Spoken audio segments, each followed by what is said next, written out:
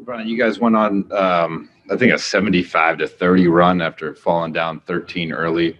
What allows you guys to have success like that over a sustained period of time, a run like that?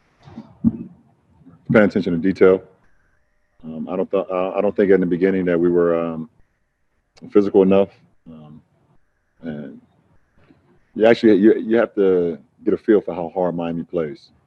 And I think they smacked us in the mouth, and we got a sense of that, and so we knew how hard we had to play if we wanted to try to make it a game. And from that moment when it was 23-10, we started to play to our capabilities. We started flying around. We started getting defensive stops in. We started sharing the ball a lot better offensively, and just got into a really good groove. All right, Kyle Goon. For AD, thank you. For AD, obviously his first finals game, what did you see about his preparation? Was there any advice you gave him, and to see him perform like that? What do you feel about that? I don't feel anything. I expected out of him. Didn't need to give him no advice. We've been preparing for this moment all season. He's been preparing for this moment all season. And I'm happy to be on the same floor with him in the same uniform. And he was, once again, a force every facet of the game, both offensively and defensively. All right, Dan. LeBron, you've felt the buzz of the NBA Finals 9 times in your career. What was it like today with nobody there, the sound? I mean, I know you're used to bubble basketball at this point, but on this stage, what did it feel like to play a finals game? It felt great. Felt great. I've been preparing for this moment for quite a while.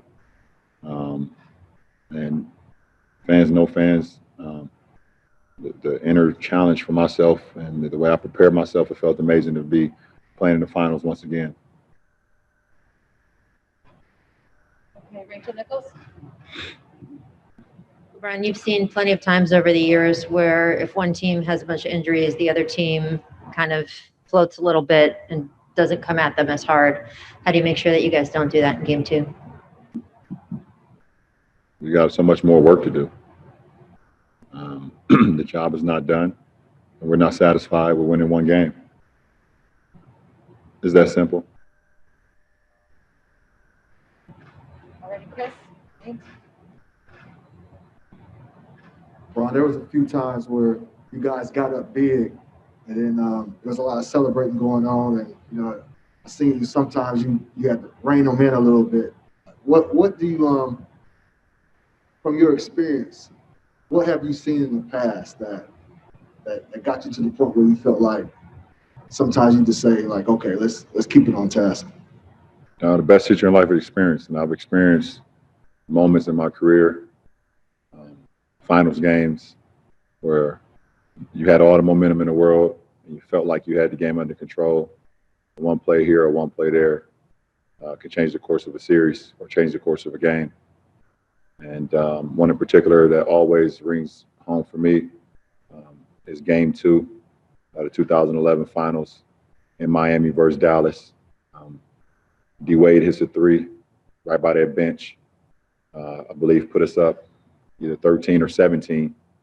And from that moment on, Dallas went on a hell of a run and finished it off with a Dirk Nowitzki left-hand layup to steal that game. That burns me to this day. So I always talk about the best teacher in life is experience, so I've experienced a lot. So that's what prompted me to be who I am today, is being able to have those experiences. Okay, we'll send it back to Will. All right, thank you. Yeah, we're going to take 3 more on my side. Tanya? Brian, I'm wondering in a game like this, when you guys have the kind of lead that you had, are you already thinking, this is what we've done, this is what we could do better, here are some things that we're doing wrong? Were you already in that frame of mind during this game? Yeah, absolutely. I think you can learn so much more from a win than you can in a loss. And I can't wait to get for tomorrow for us to get back together and watch the film and see ways we can be better and see some of the breakdowns that we had, especially in that fourth quarter, especially in that first 6 minutes of the first quarter. where we could be so much better defensively and also so much better offensively. So I can't wait. I'm extremely amped up about watching the film with our ball club tomorrow. I'm gonna watch some tonight, obviously, by myself, but looking forward to getting together as a group tomorrow. Hey, LeBron, Mike Trudell back in LA. Teams have spent your whole career trying to keep you out of the paint. You say the same thing this season about AD. What are some of the ways that you guys are still always seemingly able to get there, still able to get to the rim and still able to finish? Because we have great spacing and great shooters. Without KCP, without Danny Green, without Kyle Kuzma, Markieff Morris, and a list of guys that can spread the floor, it allows myself and AD to be able to do the things that we do in the interior. And we try to mix up our game too. We try to mix it in the interior and the exterior. But when you have guys that can space the floor like we have, it allows us to do some of the things that we do in the paint. All right, last one on my side, Brad Turner.